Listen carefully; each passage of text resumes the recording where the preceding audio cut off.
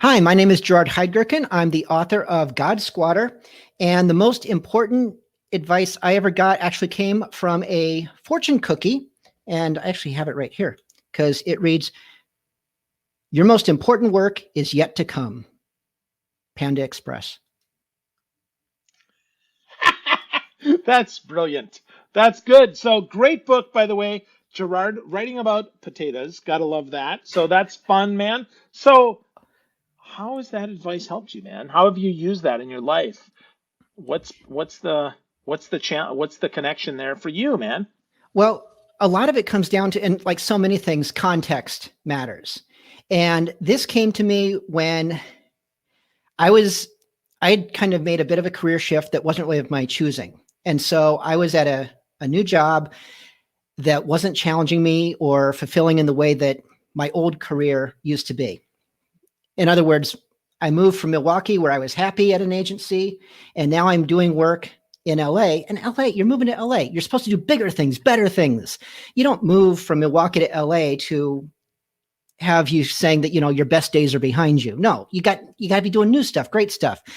And that just wasn't panning out. And I was struggling. It's like, really, is this it? And yeah, it was just a fortune cookie, but it came at the right time. And your most important stuff is yet to come. Doesn't tell me what that's going to look like. So, but that thought there, that like, no, there's more. And I'm not someone who believes in fortune cookies, but it's like, I got to hold on to this anyways, because I need to believe this right now. Awesome, man. I dig that. That's really good. So, hey, so you and I started connecting back when in the good old days back in Milwaukee. But before that, we were both in the Navy. Remind me, my friend, what did you do when you were in the Navy? What was your job? I was a nuclear machinist mate, and I was on board the USS Enterprise. And you wouldn't know this, but I learned this listening to one of your earlier podcasts, that we have even a few more connections Navy wise, because you had on, I think it was a Navy chaplain. Army chaplain. Yep. David Army Canada. chaplain. Yep. Okay. And God, what was it? It was like the one that I'm remembering, who I kind of connected with, was on the Enterprise. It was all about circus skills. He was into juggling and magic. And I remember that yours was a very similar story to He was a that. clown. Yeah, Dave Okay, was he a was a clown. clown. Yes. So was mine, doing clowning. Clowning and clowning and I have this weird history in itself. I once auditioned for Ringling Brothers on a dare while I was in the Navy, so there was no chance that I was going to get in. Not that I would have gotten in anyways, because I did not do a good job. My background is in the circus arts, is actually as a juggler. And I love juggling, not performing.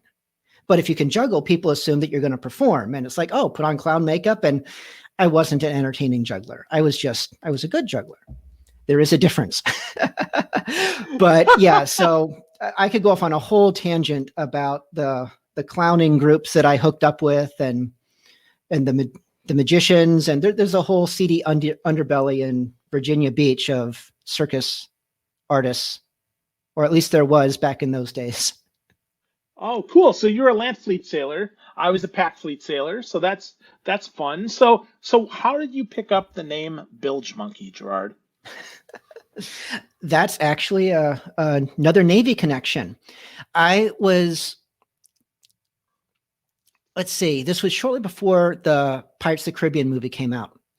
And I had been into pirates of one shape or another for pretty much my whole life, like a whole lot of kids.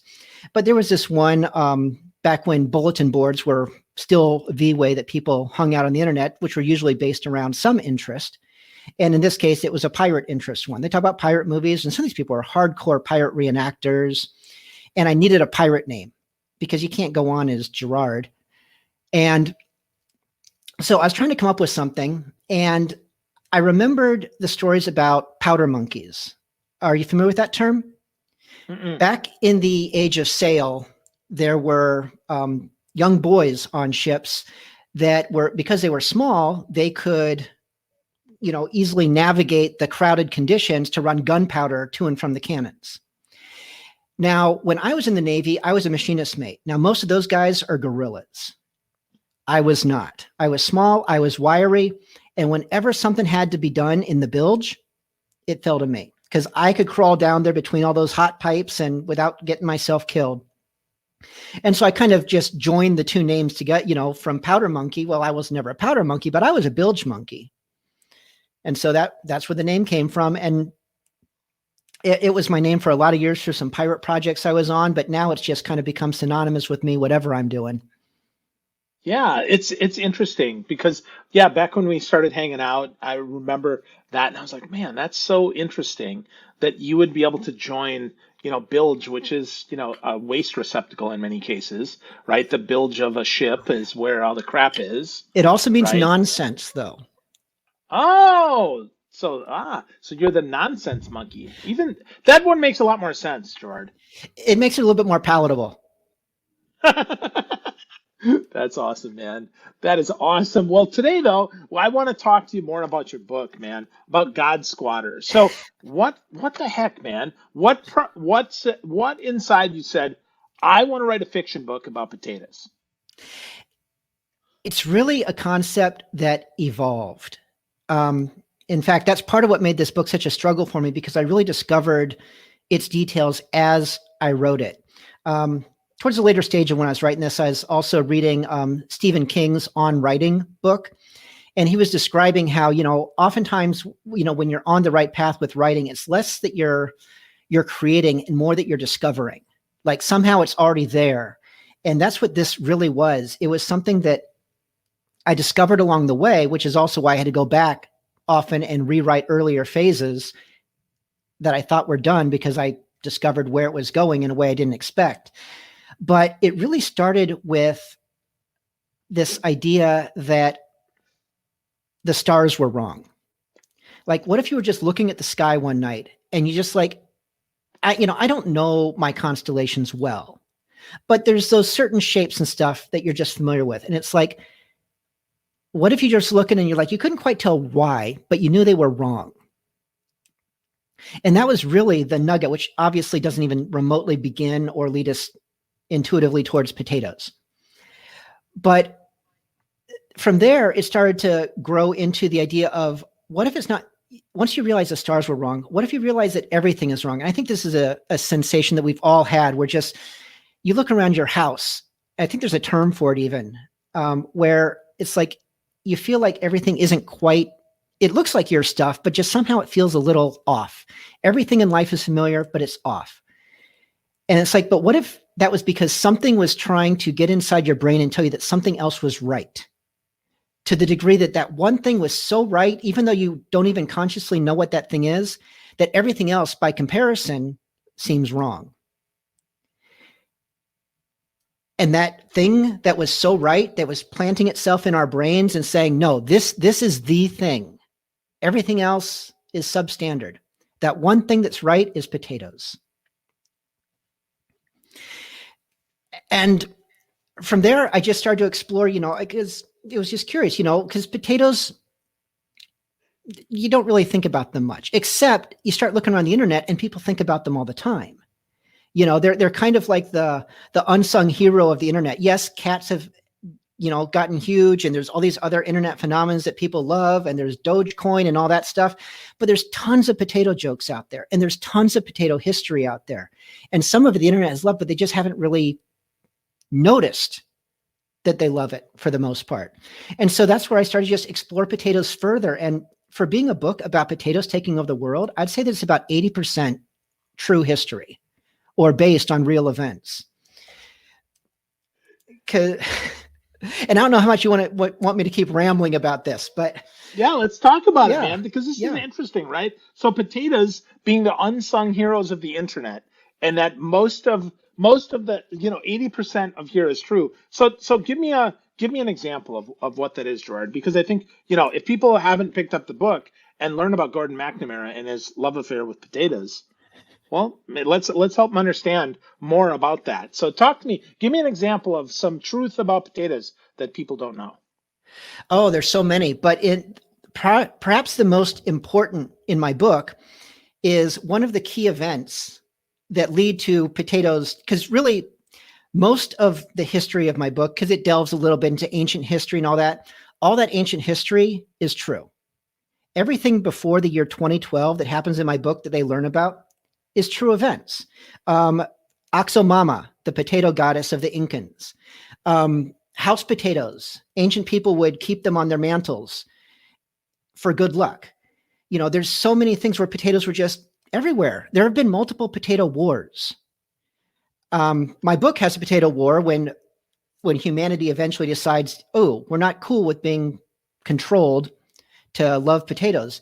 But there have been real potato wars. The War of Bavarian Succession took place in potato country during potato season, and it was a very poorly funded war.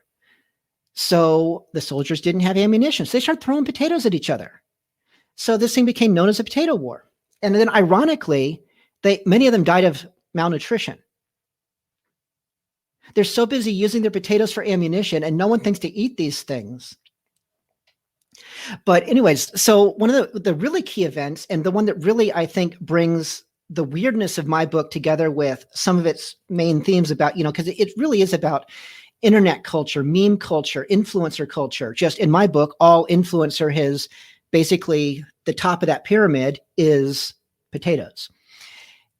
And back in 2012, and there's a key moment in my book, but it's also a key moment in our actual internet history. This old woman in Spain took it upon herself to restore an old painting of Jesus. She was not a professional art restorer. She did a bad job. If you Google potato Jesus, you've probably already seen this. But it didn't end there with her. Because, yes, this terrible painting, this terrible featureless painting of Jesus now. But it inspired t-shirts. It inspired other potato paintings. It took the internet by storm. Now, in my book, it just kept going bigger and bigger to where the world just kept loving potatoes more and more, rather than being replaced by the ice bucket challenge and rickrolling and all that, other things that have happened. Mankind discovered potatoes were the top of the food chain, and they just stuck with it. But yeah, real events. And this was the hilarious part. While writing this, and actually while I was editing that chapter, this was in the middle of the pandemic, and I'm editing the chapter about this old woman in Spain. I don't name her because this is very much a real person who did real things. Oh, there have been other potato Jesuses. It just doesn't end. But I was part of this online writing group, and there was this woman who was part of that group. She was in England, but turns out she's actually originally from Spain. We'd never met before. I'm telling her about this chapter. I'm talking about how the potato Jesus painting inspired lookalikes and t-shirts. And she's like, oh yeah, my brother sold a line of those. It's like, wow. Who knew that potatoes could be so powerful as a connector between people, right? Your brother sells them, you're writing about them. That's interesting. So, Gerard, why for you though, man? Why potatoes? Why is giving potato a chance such an important thing for you? For me, it really wasn't about the potatoes going into it. That was something that I kind of discovered along the way. Early on, I was kind of toying with the idea of I don't really get into this particular book. I do imagine some sequels, but I don't get into great detail about where the name Godsquatter comes from. But the idea was, the idea that an advanced civilization, would seem like magic to a primitive civilization. Or I think that there was this, was it like Jack Handy, this old comedian, I think he's on Saturday Night Live, talking about it, cave people be really impressed with all the glow in the dark stuff we have, and we just take it for granted. And so the idea was, alien races that we just take for granted. We wouldn't even notice they're living here among us, but they're just completely boring and look like normal stuff. But if they had been here since ancient times, and we're trying to become our gods by impressing us with their technology. And so I was imagining they're doing it through the internet. So cats are actually one of these alien species who are trying to gain our adoration. And then, God, I can't even think of it. I was thinking of like the old hamster dance, was that someone trying to get our attention. And because, Yep. humans, we just glom onto stuff on the internet and just love it to death. And then we get bored and move on to something else. We all do it. But that original idea about it being a lot of different species all trying to try for our attention, I was like, well, what's the most boring thing? And if it was trying to get our attention and wants to just be loved, it's a boring thing that just wants to be loved. I'm like, what's the most boring thing? And I'm like, potatoes. Potatoes are the most boring thing. See, the thing is, though, I was dead wrong, because the more I researched, the more I learned that they're not boring. It's amazing the history that's behind potatoes. But just writing this book is really what converted me to potatoes, more so than me going into it trying to prove something about potatoes. So we have vegans, we have pescatarians.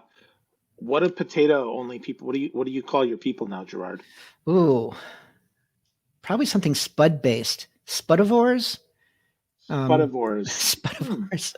That's pretty good. Yeah. If anybody here also loves potatoes as much as Gerard does, let us know what you're calling your people here. So, but in all seriousness, it is a fun book, man. So I'm.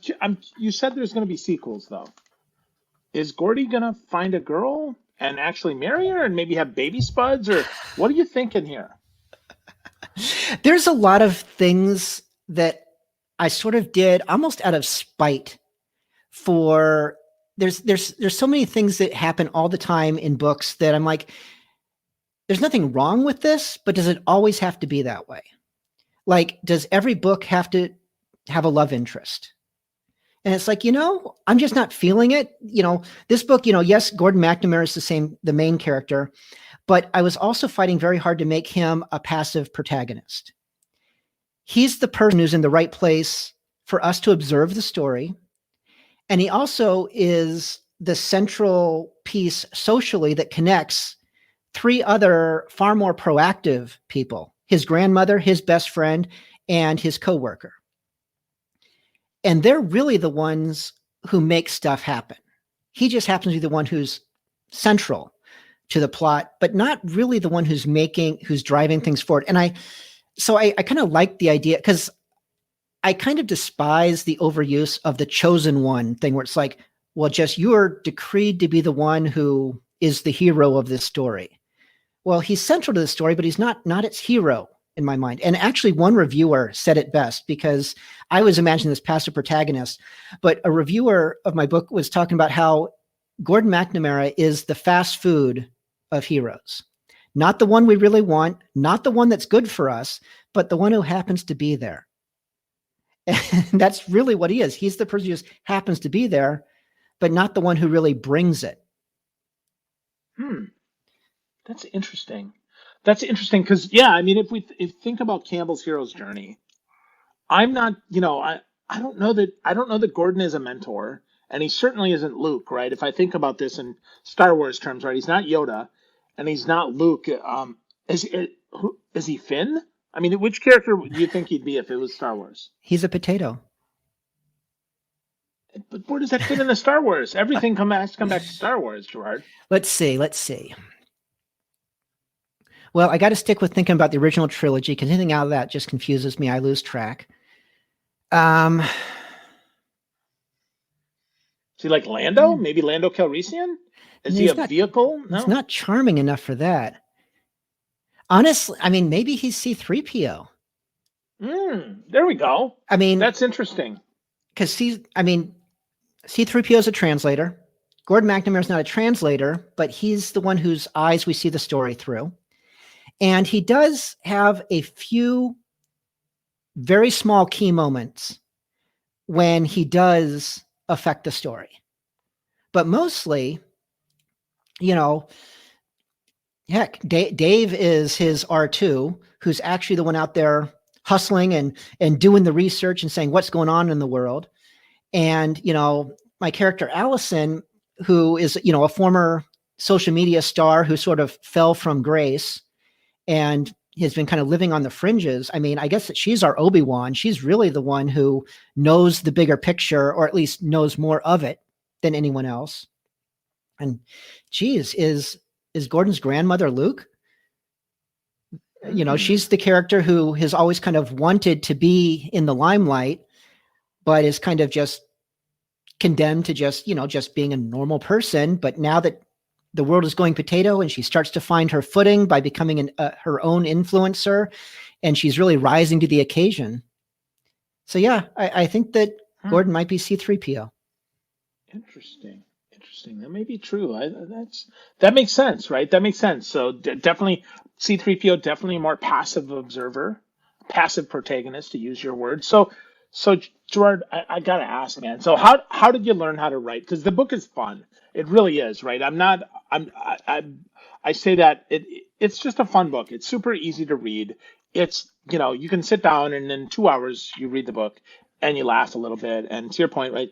You fall in love with potatoes.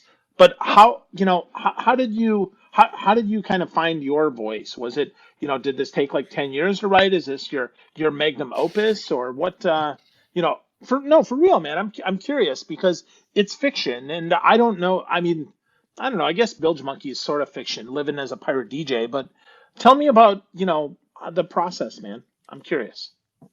Well, as far as how I learned to write, a lot of that was with, before I had the Bilge Monkey radio where I was playing pirate music, was bilgemonkey.com, where I reviewed pirate stuff.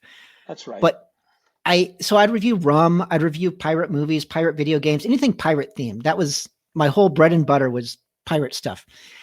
And it was always important to me how I wrote it was always very important. It's not just I want to review, but I want it to be a fun to read review. And so, for a good 10 years, I was doing that all the time, writing the stuff where I'm very much focusing on making sure that it's an entertaining read, not just an informative read.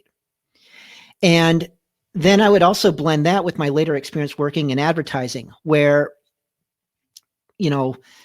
brevity is the soul of wit in advertising. You got to be concise. And if a few words aren't needed, you cut them out. And that's a big part of why, as you said, it's a 2-3 hour read. It's 160 pages in print, but it's a very fast read. And I was very much aiming to write it as long as it needed to be and not longer. And there were so many pieces. It's like, okay, this doesn't drive the plot forward. Or you may have even noticed, there's some major segments where I kind of skip over what seems like should be a huge action-packed moment, but it really wouldn't. To my mind, it would have been a diversion from the actual narrative. It's like sometimes that big battle scene, just waking up in the aftermath of it and kind of remembering that battle scene lets you kind of focus on the highlights and the stuff that you really need to know, rather than getting bogged down in here's a giant battle scene, especially in this case, because it's human versus potatoes. And the potatoes are potatoes. I mean, there's only so much a potato does, because these are not walking around, rolling around of their own volition potatoes, like in the old Attack of the Killer Tomatoes, where they have teeth and they're rolling around and going rah, rah, rah, rah, rah, chasing people through the streets. We don't see potatoes do that.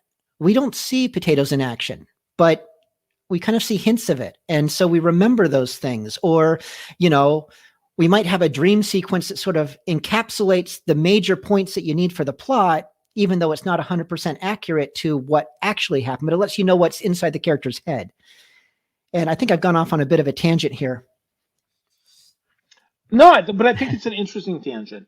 I really do. I was going to say, are potatoes the passive protagonist of the vegetable family? I think in a lot of ways, yes. I mean, they're, potatoes, when you talk about them, I mean, the couch potato term, which this was something I didn't get to use in this book, but it was amazing to me, because couch potato, which connects so directly, even though they came up in opposite, or they came up completely separately, boob tube, tuber means potatoes.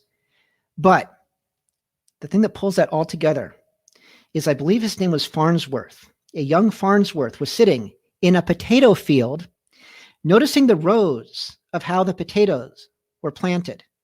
And that's what gave him the idea of a way of breaking down visual data to create what later became his invention, the television. Potatoes are responsible for television, the boob tube, and couch potatoes. Wow. We're just powerful potatoes. We're just marching to their drum. We just don't know it. Wow. Wow. Wow. Who knew that potatoes were so important? So, Gerard, I'd be remiss if I didn't ask you, man. So what's your favorite preparation of potato? Oh, I am so into French fries. I only order burgers because they're a conduit for French fries. And that's not even true because I like burgers, but still, the French fries matter. And so, yeah, that's a big one. Yeah, French fries matter. That's good But to know. So, with ketchup, with salt, how do you take your fries? they need to be salty. And I do like ketchup. So, Nice. yes to Very both. nice. Now Good. and Well, then, French. special seasoning. There's some that, Mm. yeah, Cajun seasoning, or now and then you find places that do that kind of stuff. That can be really good too.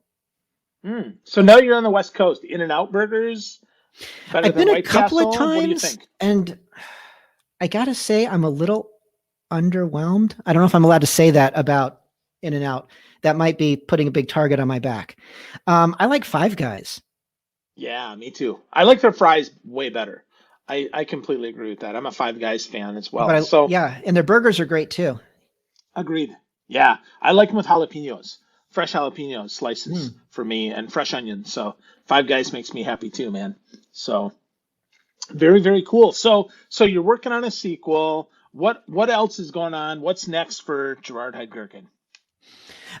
Ooh, well, the sequel is one thing I'm trying to work on. It's a little tough right now just because I'm kind of having that coming down from writing the first one, and also learning the special challenges that come with trying to get a self-published book seen. It's a challenge. It's a task. There's so much noise out there, and not all self-published books are necessarily worth attention. So you get kind of in this very large pot. There's so many self-published gems, but there's also so many you got to dig through before you find those. So I'm in that whole pile. So anyways, the marketing has been a big thing that I've been focusing on, and then just working on getting some actual paying work. I have some freelance projects that I'm doing right now, so that's not the fun stuff, but it's kind of fun, some of it, but not podcast tell us all about it fun.